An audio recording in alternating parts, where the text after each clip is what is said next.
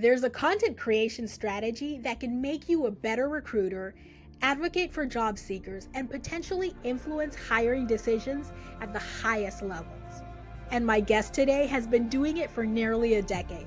It's made me a better ally to job seekers. As a recruiter, you only have so many hours in the day and you only talk to so many people because the burnout is real. Content creation has opened up a whole new batch of people that I would not typically speak to. That's Tejal Rives, a recruiter whose content creation journey started as a way to give candidates the prep her company wouldn't allow. Now, her insights are influencing hiring practices and advocating for job seekers. My burnout plan is I just stop posting for a few days and see where that takes me. And I'll be like, okay, I'll start again, post a few days a week and see where that takes me. I very much am like, okay, everything is an experiment. It's constantly evolving and we're just going to continue experimenting. And if the experiment fails, that's okay. We start something new. In this episode, Tejal will take us through her content creation process from ideation to impact. She'll share how she balances honesty with empathy, approaches sensitive topics, and avoids burnout. Whether you're an experienced content creator or you're just starting out, this episode will give you the tools to enhance your recruiting practice through strategic content creation. Let's dive into my conversation with Tejal. So, thank you so much for being on the show today. I really wanted to have this conversation with you. I think we've been following each other for a long time, and I really love your content and how open and honest you are with job seekers.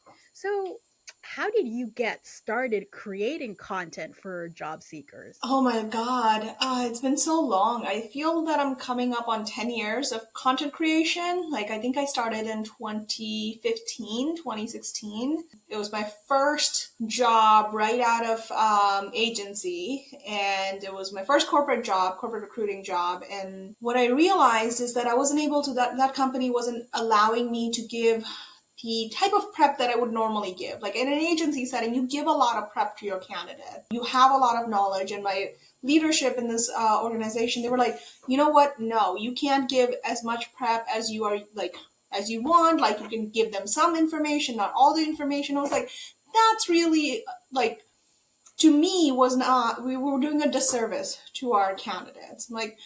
They need to know this information if we're expecting, even in a test, even in college and school, what is going to come up in your test, right? You get time to prepare. So really, that's when I started creating content to create this level of transparency and to create some advice around it, because not a lot of people were posting advice back then. Back in 2015, 2016, there was not a lot of recruiters out there, truly creating content on LinkedIn that was helpful to job seekers. And I was like, okay, this is from a recruiter's perspective. This is what we look for. This is how we look at things. And of course, I've made mistakes. I've said some things that I'm like, oh, that was really dumb, Tejal. You probably shouldn't have said that. Looking back into it. But that was really where I started, is just to bridge that gap that I couldn't do because of my role. I couldn't give my candidates that level of information and the level of prep. So I was like, I'll start here. Maybe if they follow me, if they connect with me on LinkedIn, they'll see the information that they are supposed to know. Yeah, I think we've all posted something where we're like, ooh, maybe shouldn't have, but it's already out there on the internet. And also with job seekers, that they're going to go look at your LinkedIn. Most of them are. They're going to go look at someone's LinkedIn. So yes, that's a great way to bridge that gap of your organization not allowing you to prep. I really like that. Yeah. So can you walk us through your process for generating content ideas? How do you make sure that you're addressing what job seekers really want to know? Oh, that's a great question. Typically, what I've done, and I've kind of gone back and forth with how much content I put out there, because the burnout was real, right? There was a time when I didn't post for 6 months because I was just, there are people out there that are trolls that will tell you that you're doing something wrong or what you're saying is incorrect because they did one part of your job 20 years ago as part of their overall job. That's why they're right and you're wrong, right? So like that burnout did come out a lot of times. But typically what I look at is, what are people asking? And like, what are job seekers asking? What are my friends asking? Even when I have conversations as a recruiter with job seekers throughout my career, I'm like, what do you want to know? Like, tell me, what questions do you have? And that really, like, I take down notes. I'm like, okay, like, this is, in a week I'll see a trend. Has everyone asked me a question that is around the same theme? Okay, I'll write the content about that. And what I learned is that you kind of have to repeat a lot of the information, because you might have new followers that people forget. Content creation, like LinkedIn is like, if you go on either one of our pages and look at our content, like it's gonna go back so far and people forget that they have seen this information. So like, it's a constant recycle and constant update of content creation. Sometimes when I'm like, oh, I want to write something today, but I don't know what I want to write about because I feel burnt out, I'll go back and like look at the last couple of weeks or a couple of months of like content and be like, okay, like, what can I recycle? What do I need to say again that is still important? So I'll do that. And that's such an important thing that you highlighted. People don't remember our content. And I was talking to Joel Lalji Yeah. about that in a previous episode. Really, we don't. And I recently did a test because I was having some issues and life issues and I couldn't create new content. And I went back 3 months and I reposted an entire week from 3 months ago of the same exact content. And it did way better this time. And like people who had commented on the first time I posted it commented like, "Oh, this is so great." They literally did not remember. So we need to keep that in mind because everyone's always so stressed on trying to come up with new content. Mhm. People don't remember what you posted, and you also have new followers. Yeah. It's one of the things when I started getting like consistent last year on TikTok, or earlier this year on TikTok, I was texting Mike Pedito and I'm like, Mike, like, I know you've like created great content and you've got all of those followers. Like, can I like ask you? And he's the one, he's like, you're gonna recreate content. Like, you are going to have to recreate content. People are gonna forget. You can make playlist after playlist, but it's going to be hard for you to say, hey, go look at this video or go look at this post, because people forget you have new followers. And I was like, that's a great point. Like, I didn't think about that from like a TikTok perspective. I'm like, oh, I need to do that on TikTok as well, or on YouTube, right? Like, you look at Amy, or you look at some of the YouTubers that we have, and they're like, a lot of the content is repetitive and it's needed. It's repetitive because it's needed. Exactly. How do you stay updated on job seeker needs and like industry trends to keep your content relevant? Because we know things change really quick in our industry. Yeah. One of the things that I do is like, it's just so funny. Like, I have friends that are consistently looking for jobs. So at various points throughout the year, I have like random friends that will reach out to me and they'll like start asking me a question. Like, one of my best friends, she's currently looking for a job. And this morning she texted me and she's like, how do I nicely say that I want to see the actual offer letter and not just accept, like, give my notice on like a verbal offer? And I'm like, and it was like 7:30 in the morning. I'm like, I am not ready. Give me like an hour. I'll give you that information, right? So that's one of the ways that I try to stay relevant. And if I know one of my friends is looking for a job, I'll like just check in and say, hey, how is the interview going? What happened? Did you get a second interview? What did they say? The other thing I do is I do look at other people's posts. People in our industry, right? I look at your post, I look at Amy's post, I'll look at Bonnie's post, Leia's post, Mike's post, Danielle's post. Like, I'll look at all of Joel's posts. Like, I look at all of our posts, and I'm like, okay, like, what are we seeing? Or I'll see Amy's comment section. I'll go and look at, where is Amy commenting. That is like my number one thing. I'm like, whenever I'm burnt out, I'm like, let me see what Amy's commenting on, because people are tagging her, right? And I'm so like Yeah. proud of her, of like surpassing all of the followers that she's gotten in like a short, it feels like a short period of time, but like still it's been years. And I'll just go and see, I'm like, okay, what is Amy commenting on? One of three things. It's either something dumb regarding ATS, it's either somebody yelling at recruiters, or like she was just like helping somebody out, right? Like, or she's things like that. So I try to like look at people's post and their comment section, like see what they're commenting on to stay relevant. Because if I don't do that level of research, I feel that like it's very easy to be stagnant and to lose that touch with the job seeker reality. And at the end of the day, that's who the content is for. Mhm. So you want to, and I do the same thing. I look at everyone else's content and their comment section because what people are asking. And it doesn't mean that I look at someone else's post and copy exactly what they did because one, even if I agree with them, I can have a different angle Mhm. or a different way of saying the same thing. Exactly. So I'll never copy people, and if I am going to say exactly the same thing that someone else is saying, I'm always going to credit them and tag them. Yeah. But yeah, there's it's so easy to go in and see what people are talking to because that's what they want to know. If Mhm. your content is for them, then give them what they want to know. It can't be what you want to say. Yeah. Yeah, like content creation is communication. Communication is always about the other person because if you're not communicating to the other person, you're not doing your job correctly. Exactly. How do you make sure that your content is honest and transparent about the realities of the job search? That's actually, for me personally, it's been fairly easy because I'm not here, like from the beginning, my goal has never been to take my content creation to the level where I can quit my job. It's never been about getting X number of followers, getting brand deals, or getting any of that.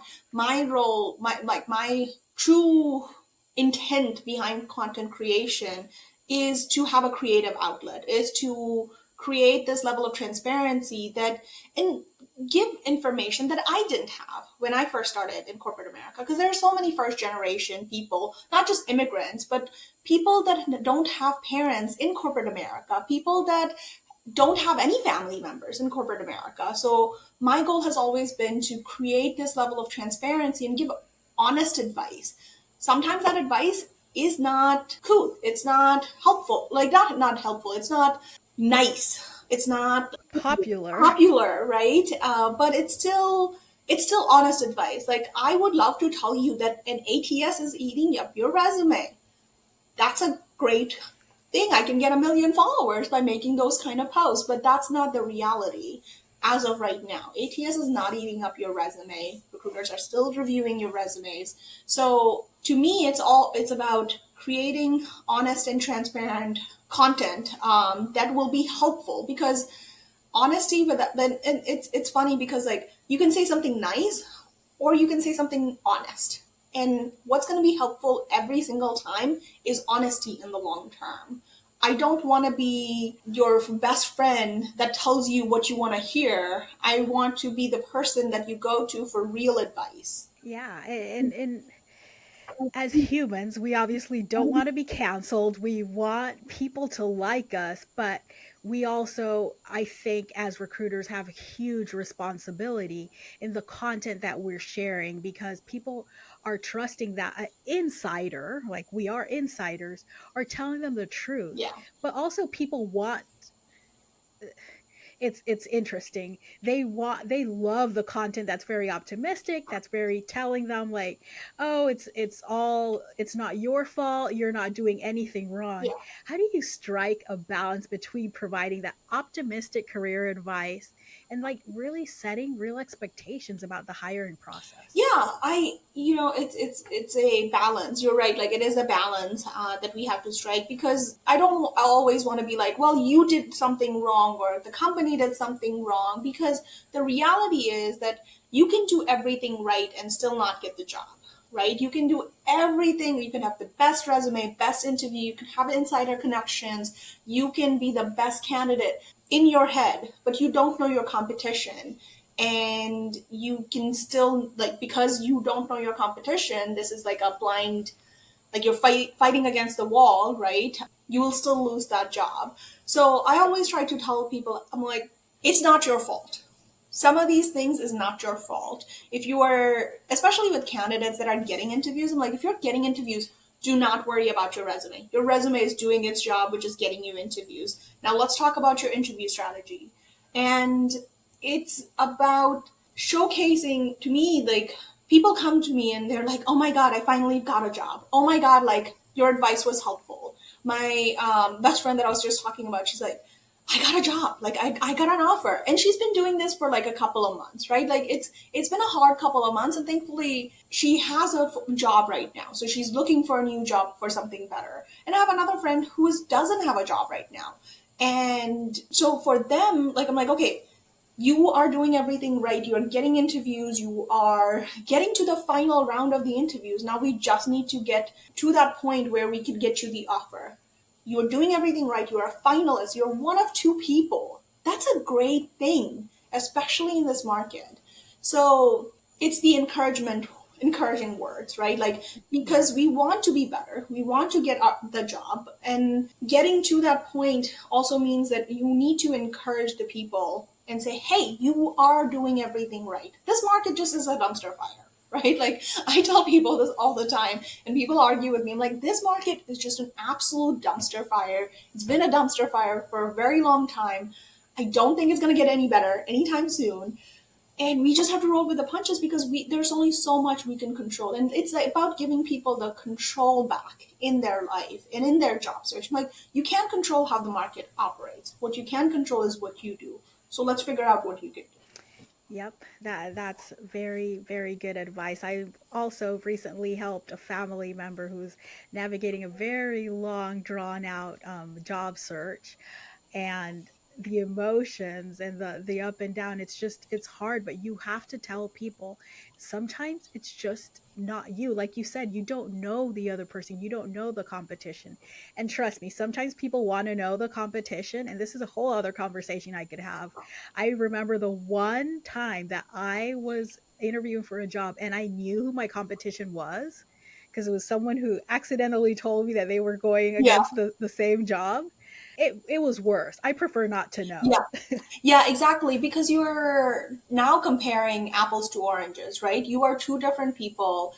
It's like when I transitioned into my current role, like it was an internal role, and I was like, okay, I could figure out who my competition is. I am a recruiter, like I do have access, but why would I do that to myself? Like, I know what I need to do in order to do my best and be my best at this interview, and that's exactly what I did. And I was not their, it's funny to say this, not that I wasn't their first choice, but like I still ended up getting the job. I'm like, I'm happy. I'm happy in my new role. Like, I'm just glad I got this job because it's a transition I've been wanting to make for a very long time. But knowing your competition is not always good. Knowing your competition, like, we're not in a race, like, we're not in a traditional competition, right? Like, we'll talk about the Olympics. Simone Biles knows who her competition is, but they're doing the exact same thing. They have to do the exact same thing in order to, like, she knows exactly what she needs to do. Simone Biles does not worry about her competition as much as, like, I feel job seekers, just humans as in general, we worry about our competition.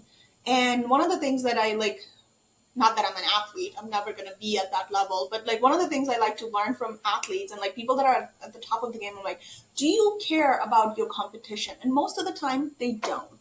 They care about their strengths and focusing and honing in on what they bring to the table. And I think that's the best thing a job seeker can learn is like, don't worry about the competition. It's all noise. It's all noise, and you just need to worry about who you are and what you bring to the table because that's the only way you can move forward. And I think this is a good call out that all recruiters who are creating content, anyone who's creating content for job seekers, should keep in mind that it's such an emotional time. People are trying to see and nitpicking every single thing they do. So the content that you share should be something, shouldn't be encouraging or like adding to that Yeah, stress. And what I mean is things like, oh, smile and don't do this, and like very yeah, subjective things that I could yeah, speak for hours about that type of content. But it's something you have to keep in mind. Like, you, what you're saying out there as an expert is is adding to someone's already stressful hmm, situation. So make sure that the content that you're sharing isn't adding to that. yeah, yeah. How do you approach potentially sensitive topics like DEI, neurodiversity, and just potentially sensitive topics in your content? Yeah, I approach it from an objective lens, and like it's hard to be objective when it is something as subjective as discrimination. And like I mean subjective in the sense of like I can feel that I was discriminated against for a role, and there might not have been anything to that level, right? It's very like there are objective metrics to discrimination and to us being women of color, that we do like there's data around that. And when it comes to those topics, when it comes to any topics, I focus on the facts. I focus on the truth. What are the numbers actually saying? The numbers say that women make dollar for dollar less than a man. It is truer for women of color, for Black women, for Latino women, for Native American women. And I focus on like my privilege. And even though I'm a woman and I'm a woman of color, like my privilege is that I'm considered, what's the word?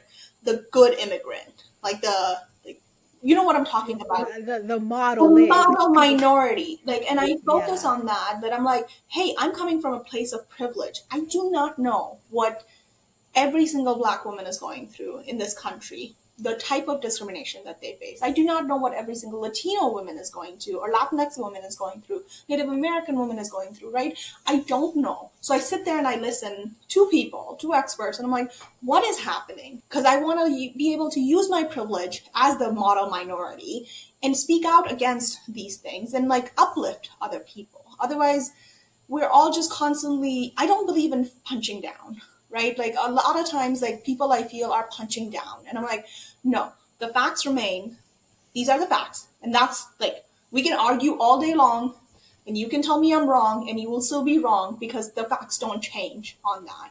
So I focus on objective metrics and I focus on facts when it comes to neurodiversity, when it comes to DEI and discrimination and things like that, because I would love for all of us to be in a world where these things don't exist. But the reality is we are humans and humans are finicky and we have biases and it's always going to be a thing. So how do we minimize those things?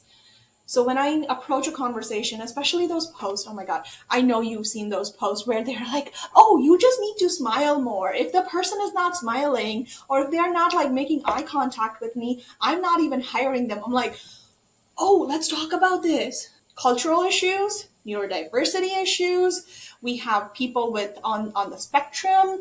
We have people, women from different cultures that have been told, hey, you can never look a man in the eye.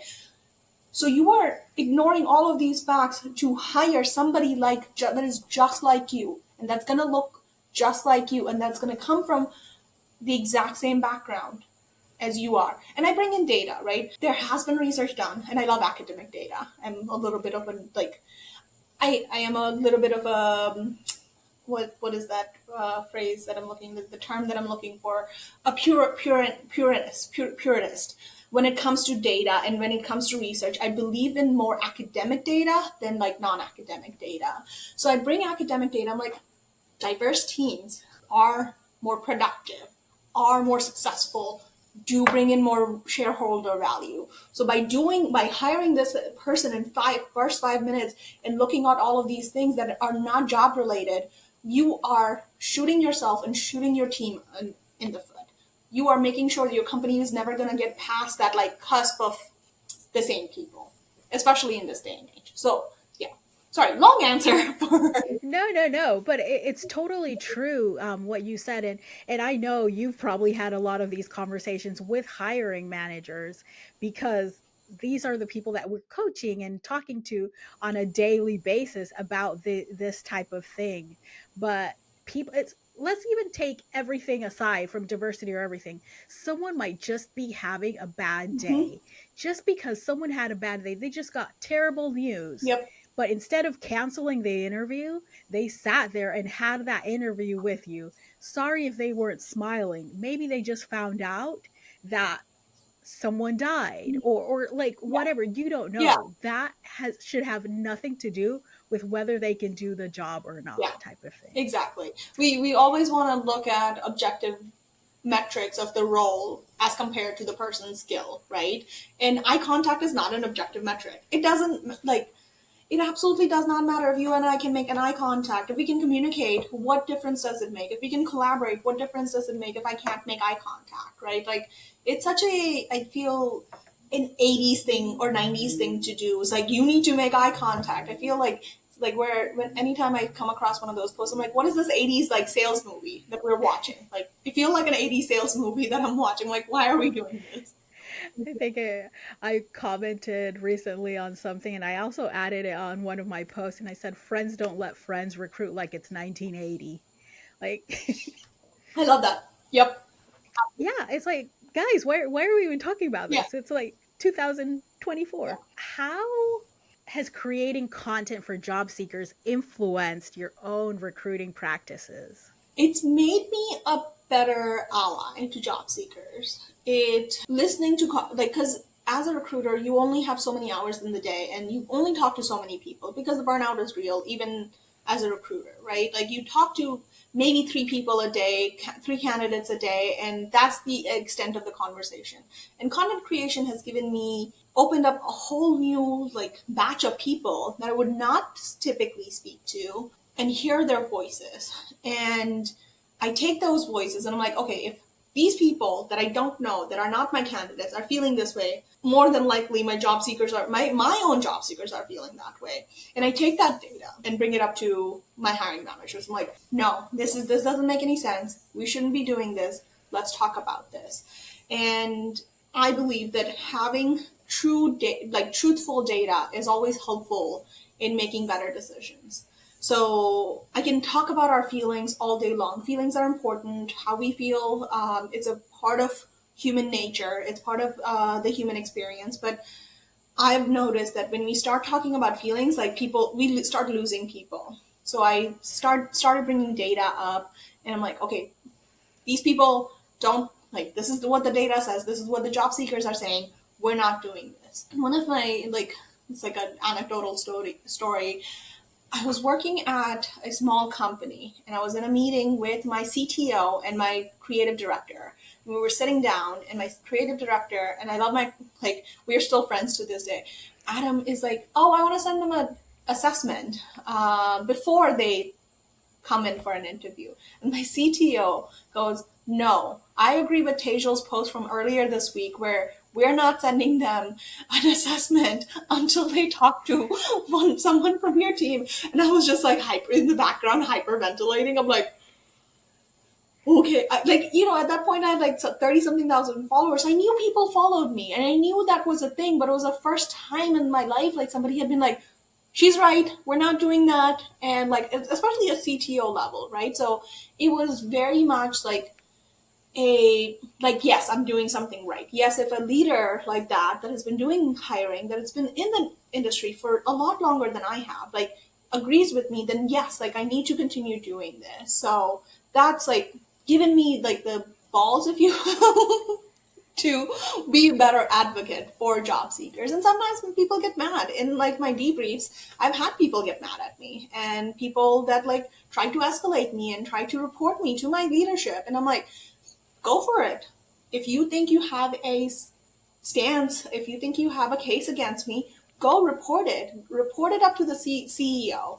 See what happens. And that's where I leave it, because I know in my heart I'm right. And if doing the right things gets me fired, then doing the right thing got me fired, and I'm okay with that. I will find a different job. That company was just not for me, is how I feel about it. That's such a it's an important call out also for all recruiters listening. It's like, your content is not only for job seekers, your hiring managers, your clients, if you're on the agency side, are seeing your Mm-hmm. content. So think twice before creating content that's, yes, it's going to get you clicks and it's going to go viral, because the same people that you're trying to now have to work with are going to be seeing your content as Yeah, well. exactly. And that's a good reminder there. And I mean, in this case it helped Yeah. you, but imagine if you were saying crazy things for clicks on the Yeah. internet.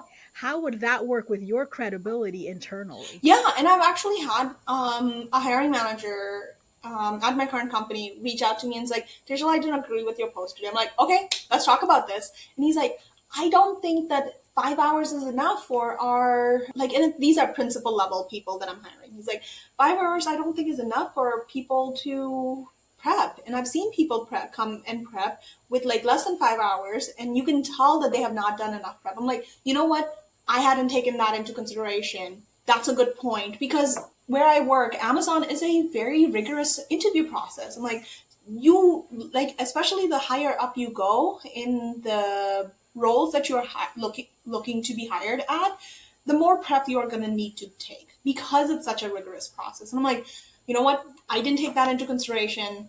That's a good point. I agree with you. I do, like, that did change my mind. So I do have like, thankfully I have those kind of relationships where my hiring manager is like, I didn't agree with your post. Let's talk about it. I'm like, okay, let's talk about it. Like, tell me why you didn't agree with my post. And sometimes I change my mind, and sometimes I change their mind, and that's okay, right? Like, we're all learning. And I'm grateful to have such great hiring managers where they're like, okay, I see your point. Or I'll be like, yep, thank you for telling me. I see your point, kind of deal. So, That's such a cool story, and it's part of the rewards of sharing candid insights about the hiring process. People are going to have yeah. opinions, and it's great when people can have a difference of opinion with you in a respectful way. Like you said, sometimes people are not going to have it in a respectful way, but that's why you delete and block people and move on. Any advice for recruiters who are creating content or who are thinking about starting to create content on how they can ensure that the content they create is actually helpful? Yeah, actually, it's funny because I have a lot of people internally that do ask me. They're like, "Hey, you have all of these followers. Like, how do I get them?" I'm like, listen, the one number one thing I tell them, I'm like, you have to be cognizant of your own situation, right? My situation is that I'm not the breadwinner of my family. I don't have to worry about if I say something and like my company decides, hey, that was over the line. We are not going to allow that. You're written up, you're fired, whatever the case may be. I know I'm okay because I'm not the breadwinner. My husband is. I don't have to worry about that, right? But, and I tell this to people, I'm like, think about your own situation. You want to create content. Why do you want to create content? Where's your motivation line? Do you just want followers? Because if you just want followers, like, I'm not the right person for you to mentor you. And for me, having that like North Star, having that guiding voice is very important. And I like, my North Star is my mom. And she passed away when I was very little. But like, in my head, I'm like, would my mom be proud if I said this thing?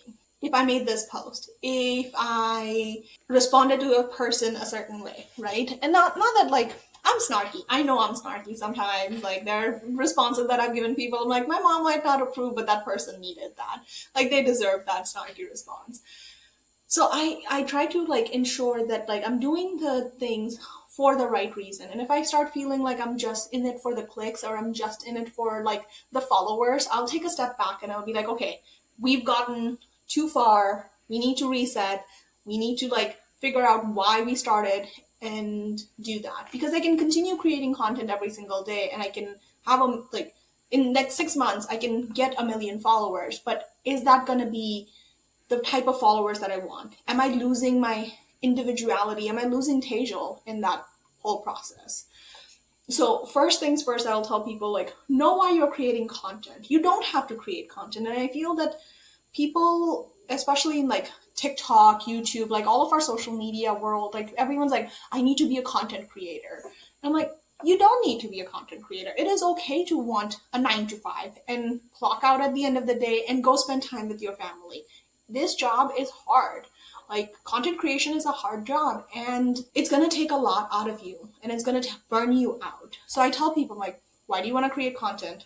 Do you know what your strategy is going to be? Strategies evolve, but like, do you have a North Star? Do you have like a guiding voice? Something that will bring you back to center. And what is your plan when you start feeling that burnout? Like, if you don't have a plan of when you start feeling the burnout, it's going to be so easy for you to just like take a step back and never come back on, right? Like, I've seen that happen to a lot of a lot of my friends that started content creation the same time I did. Like, they don't create content anymore because they are so burnt out. And I reach out to them, I'm like, hey, are you okay? I haven't heard from you in a while. And they're like, when like it was 2019, I think, right before COVID, and they're like, I'm just so exhausted. from all of like the daily content creation. Like I can't do this anymore. I'm like, totally makes sense. It totally makes sense. So have those three things. Like have a burnout plan. My burnout plan is I just stop posting for a few days and see where that takes me. And like I'll be like, okay, I'll start again, post a few days a week and see where that takes me. Like I have like I very much am like, okay, where can everything is an experiment. It's constantly evolving and we're just gonna continue experimenting. And like if the experiment fails, that's okay. We start something new. Exactly. Yeah. And there's so many ways. Like, yes, it's more effective, especially in this day and age, to create content in order to attract candidates and everything. But you also have to take care of yourself because as a human, you still have to show up to work. You still have to be in those interviews. You still have to be a person who can like handle all of the other stress that comes with it.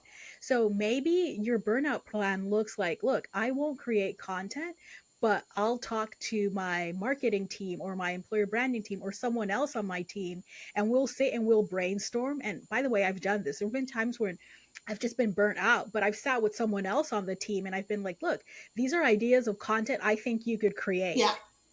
and I just spitball ideas and they're like, oh, great, thanks. And they go and create that content. Yeah. Look, at the end of the day, you're trying to serve job seekers. You're trying to get them to apply to your roles, to know about your company, whether it's from you, whether it's from the company page, whether it's from one of your coworkers.